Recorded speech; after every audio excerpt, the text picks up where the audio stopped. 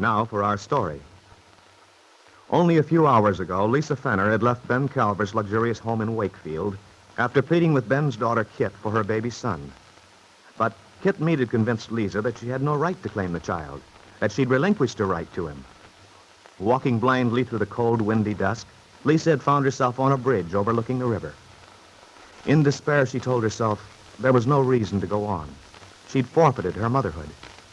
She stood leaning on the railing, looking into the deep water which flowed past. Then suddenly there was a splintering of rotten wood. The next moments had been terrifying. The icy waters closing over her head, the instinctive struggle for air. Then the sensation of being pulled back to reality as Aunt Mary Lane's son, Randy, brought her to safety. Now she lies safe and warm in a bedroom of the Lane farm, with Aunt Mary sitting quietly beside her. A strange house and a woman she doesn't know. Lisa has just said, I was responsible for her life, and I failed. Responsible for her life, my dear? I don't think I understand. No. No, of course you don't. You couldn't. Well, perhaps I'd better go. You're tired. No. No, please don't leave me alone. I am tired. I've been alone so long. Of course, dear. If you're sure you want me to stay. Oh, I do. With you, I feel the way I felt when I was a child. And Mother put me to bed because I'd caught a cold. I'm so glad. It all seems so far away now. Everything that happened. When I stood on that bridge, I was thinking about my life. And then when the railing broke, You mustn't feel that way anymore. I don't know. I've no right to be here. I don't belong. Yes, you do. We want you. And so you do belong. But then I never really belonged anywhere. Never had a real home. Never? But your mother and father? They died when I was 13. After that, I never lived in any one place very long. People looked after me the best they could, but seems to me now I was always lonely. But surely you've known some happiness. The only thing that ever made me happy was my dancing. Oh, so you're a dancer. Well, well. Yes.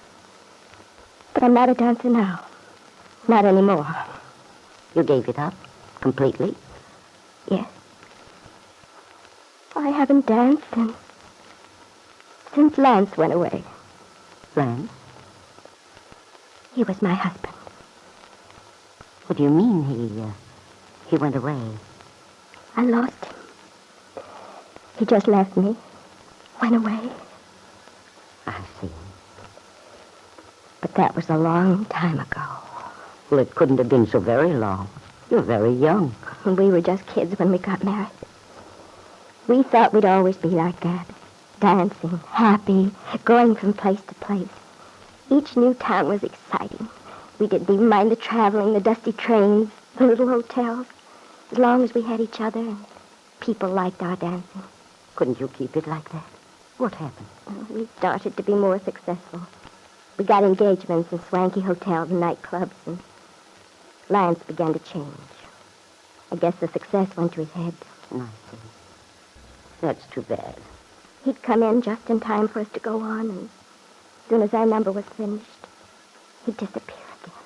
I see. Well, Lisa, perhaps he's learned his lesson and his mistake by now. He can't have forgotten any more than you have. Perhaps now he'd like to straighten things out. Oh, you think that's the reason why I've said some of the things I have? Because of Lance. Is there another reason, then? Yes, there is. But it's very difficult to talk about. In a way, it's all connected with Lance. After he left me, I couldn't stay in San Francisco. Everything reminded me. I wanted to get away. I had a friend who was living near the ocean in Southern California. I went there. I tried to forget Lance. Forget the past. It's not easy to cut away part of one's life. I tried so hard, but it kept coming back to me. I thought this friend would be able to help me. I thought I had an answer, But then I began to realize that that wouldn't work either. I knew I was still alone. You mustn't fear loneliness, my dear. Everyone's alone, in a sense. And yet, no one ever need be alone. I suppose you're right. But the strong people don't mind. They're not afraid of the blackness. Oh, Aunt Mary, I deserve to be unhappy. It's a punishment for the mistake I've made. Punishment? I see why you might blame yourself, but perhaps you're exaggerating. Perhaps it isn't as bad as you think. I wish I could believe that we're all victims of circumstances, that we have no control over what happens to us. But I can't. No, dear, I believe we're not victims of anything, unless it's our own decisions. Being human, sometimes we choose the wrong thing, it's true. Well, that's what I did. I chose the wrong thing, and now I'm paying for it. I've always felt there was a way to rectify a wrong deed or a wrong choice, Lisa.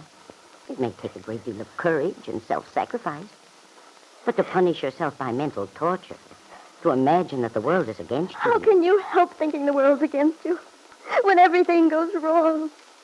Have you ever asked yourself, is the world against me, or am I against the world? I don't know what you mean. Well, don't you see? When you want to give up, stop trying, you're working against life.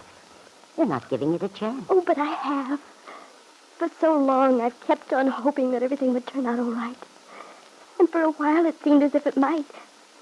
I didn't expect to have everything just the way I wanted it either. I was willing to compromise, to sacrifice one thing in order to have another.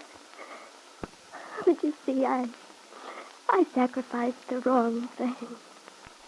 Can't you tell me what it was? The thing you gave up? Oh, I want to. Believe me, I do, Aunt Mary. But it would just make things worse. No, it's hopeless. No use. That's why I wish your son hadn't been there today. By this time, nothing would have mattered. You know, when we first began talking today, you said that. I felt then it was wrong. But now, since you've told me a little about yourself, I'm positive you're mistaken. But I can't see how. Lisa, I can see that you were young and attractive. That was a good enough reason alone. But now you've told me about Lance. The love you once had for each other. Oh, but that's all over. No, it can't be over. Because you don't want it to be in your heart. And if it's still alive for you, it's not over. Whether it is or not won't change anything. Well, it could. If you wanted it to enough. No, it's too late. I thought there was some hope, too, when I came here to Wakefield. There was something I wanted more than anything in the world. I thought I had a right to claim it. But it didn't work. Do you know why? Oh, I suppose because things never do happen like that. We don't get a chance to retrieve something from the past to make up for our mistakes. And with someone like Kitt, Kitt. Kitt. Me? Oh, I shouldn't have said that. Oh, Aunt Mary, please forget what I said. Please. Kitt. Me. Are you sure, dear, you don't want to tell me about Kitt? Lisa Fenner only turned her face to the wall, closed her eyes. Aunt Mary was puzzled, worried. The girl's inadvertent mention of Kitt Meade's name, her regret that she'd let the name slip. What could it mean? The answer to that question, Aunt Mary, would shock you. For the answer is that Lisa Fenner is the mother of the baby boy Kitt pretends is her own. A child to which Kitt has convinced Lisa she must relinquish all claim. Yes, that's the answer. Will Lisa give it?